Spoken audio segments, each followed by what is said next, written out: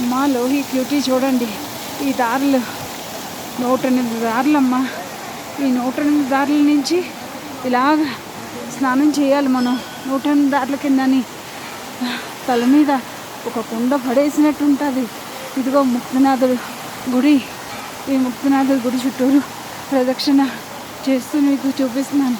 దండం పెట్టుకోండి, చాలా అదృష్టం, చాలా మంచిదమ్మా. ఇక్కడికి ఎవరో అని రాలేదు. అయ్యో బాబోయ్, భగవంతుడా ఎంత శక్తినిచ్చావు తండ్రి.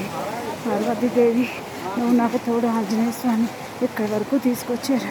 మిగిలిన యాత్రలు చేయించాలి భగవంతుడా. ఇదమ్మా లక్ష్మీకుండ, సరస్వతీకుండ.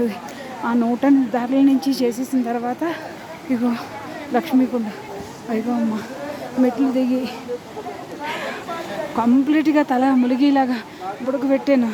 ఒక్కసారి కరెంట్లోంచి బయటకు వచ్చినట్టు అయ్యింది. తర్వాత ఇగో సరస్వతీకుండ. అమ్మ ఇగో ఇక్కడ కూడా మెట్లు దిగి లోపల మునగబెట్టాను. కంప్లీట్గా ఇంకోసారి కరెంట్ షాక్ కొట్టేసినట్టు అయిపోయింది. ఒళ్ళంతా ఫ్రీజ్ అయిపోయింది. ఇప్పుడు అక్కడికి వెళ్ళి యోగా చేసి ఎక్సర్సైజ్ చేసేసి మాట్లాడే అవకాశం వచ్చాక ఇక్కడికి వచ్చాను. ఇదిగో ముక్తినాథుల మందిరం అమ్మా. ఇది చాలా బాగుంది. చాలా కష్టమైన యాత్ర. ఒక పక్క వర్షం, ఒక పక్క మంచు, చాలా ఇబ్బందిగా ఉంది.